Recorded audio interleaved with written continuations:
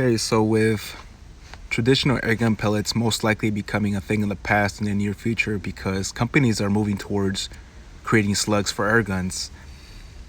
You know, they fly better, they have ballistic coefficient. We'll be able to shoot them higher since these pellets are mostly limited to under 1,000 feet per second. So it's a good and a bad thing. It's good because we're advancing. It's happening very fast. Since I started airgunning, you know, I never imagined we would be here. But whatever. Until we get to that point, let's look back at a pellet that we're very familiar with. And I know 100% of us have shot these pellets. I know this was my first pellet, the one that I shot in my first pump pneumatics, my brake barrels. They were everywhere. They were in Walmart, Dick's Sporting Goods, Big Five, anywhere where it was a sporting goods store. These were there. So these are the premier hollow points. And these are the pellets that I first took my game with. I hunted with them, target practice, plinking, whatever. They were already cheap then, and I think they're cheaper now. I got these two for $6.99 each, and for $6.99 for 500 pellets, that's pretty good. I mean, just look at them. Pretty clean, pretty well uniformed. I mean, you'll find some that I don't know. Let me show you. They seem to have a little bit of debris behind them. It seems to be like some of the molding, which you can just basically clean off with a brush. Let's see if you can focus there. But for the most part, they're pretty good. Just give them a little swipe here and there, and then they should be fine. So what I intend to do with these pellets is see if they're accurate and see if they're really true hollow points.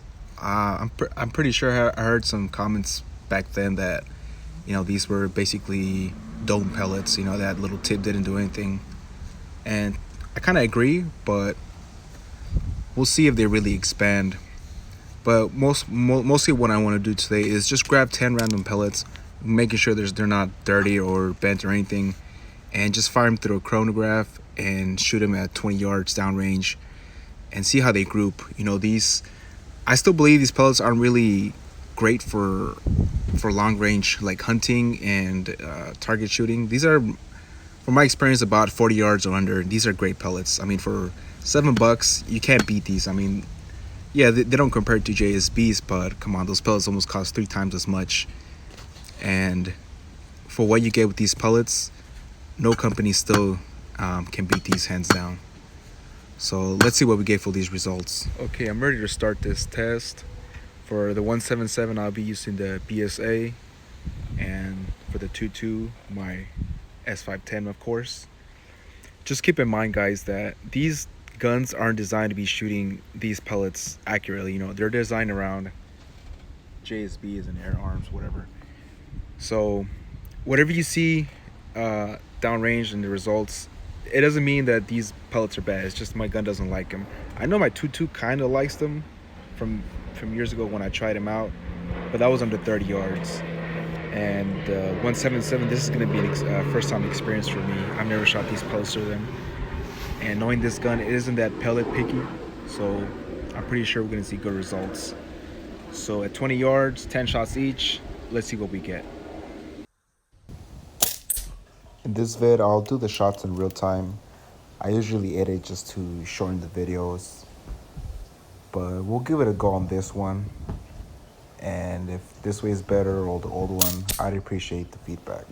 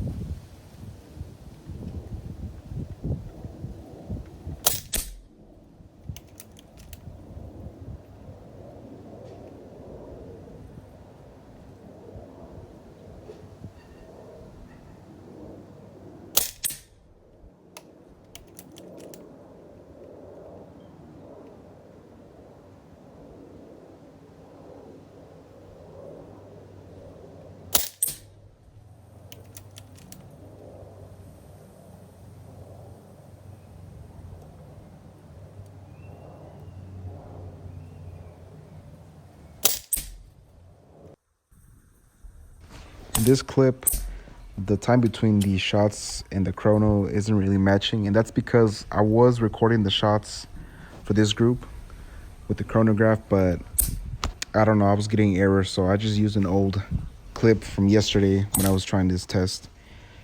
And this is basically the same results I was getting today, so not really much of a difference.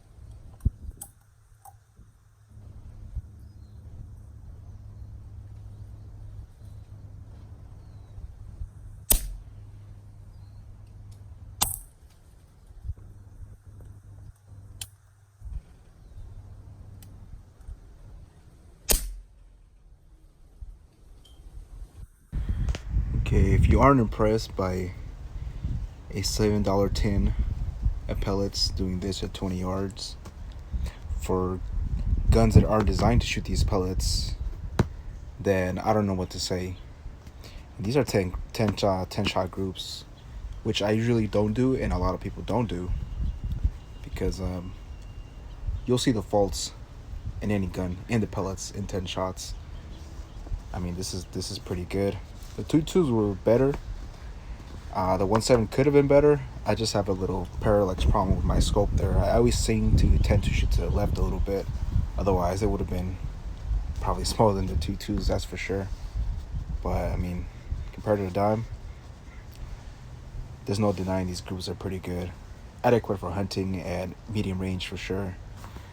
And like I said, you hand sort those pellets, maybe clean them up a little bit, you for sure will get better groups than this. Okay guys, I want you to see this. Let me see if you can tell. Give up.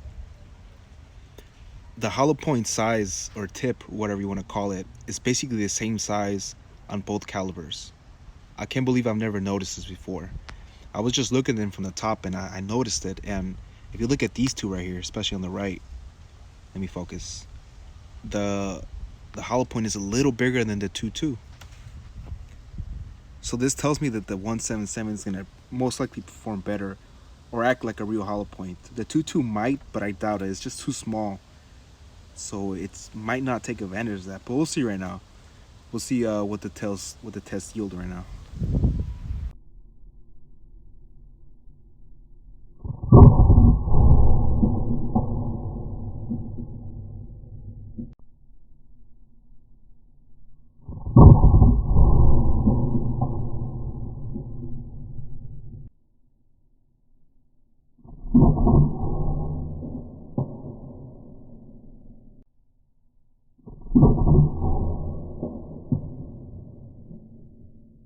This is the 2.2, so this is where the JSB went in, and this is the Crosman. So you can see how like the JSB kind of went in pretty clean. The hollow points made kind of a bigger wound just upon impact. So if we turn that around, it's a little bigger. Here, let's stretch that out, but not by much. So it seems like the impact was bigger, but the exit was pretty much the same. The 177 though,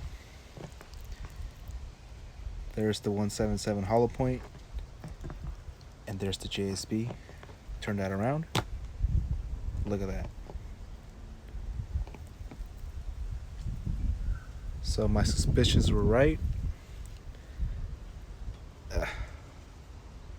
That 177 hollow point does a better job than the 22. And here is the pellets. So the top ones are the just the pellets not being fired, and here's the ones that I gathered from the sheet. So you can see that 177 expanded to almost a 22. So the 177 is a true hollow point. The 22 unfortunately isn't. So yeah, this is very interesting. It seems to me like the 177 was actually designed to be the hollow point. The 22 was probably an afterthought. That's my guess. Pretty interesting results, right? Alright guys, so apologize I have to wear these things. It's just the mic on my phone doesn't work right now, and I know that my sound quality isn't the best.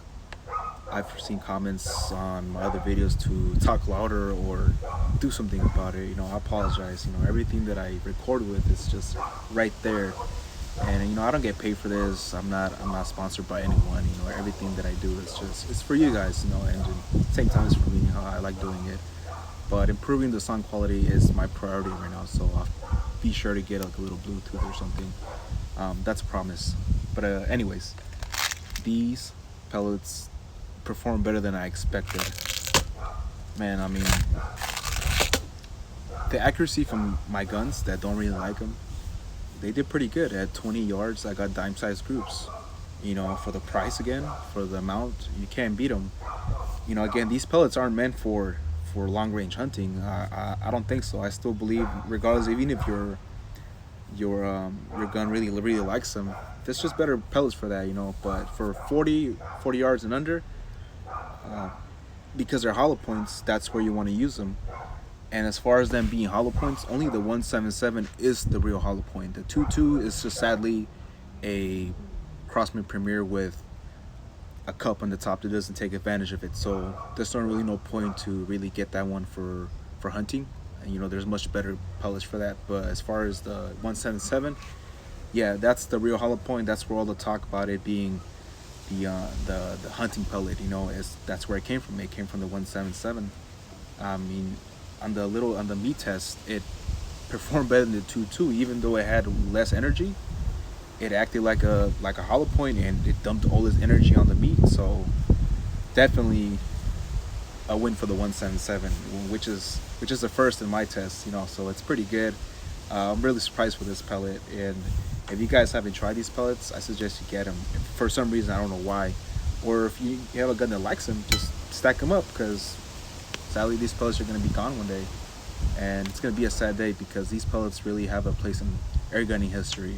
I know it does for me and for a lot of people. You know, these are the pellets that most likely it was the first ones we shot, and it's sad, you know. But anyways, it was a little good trip to memory lane. I had a good time making this video, and hope you guys enjoyed it. You know, if you guys enjoyed it, I enjoyed it. So I'll see you in the next one, and have a good day.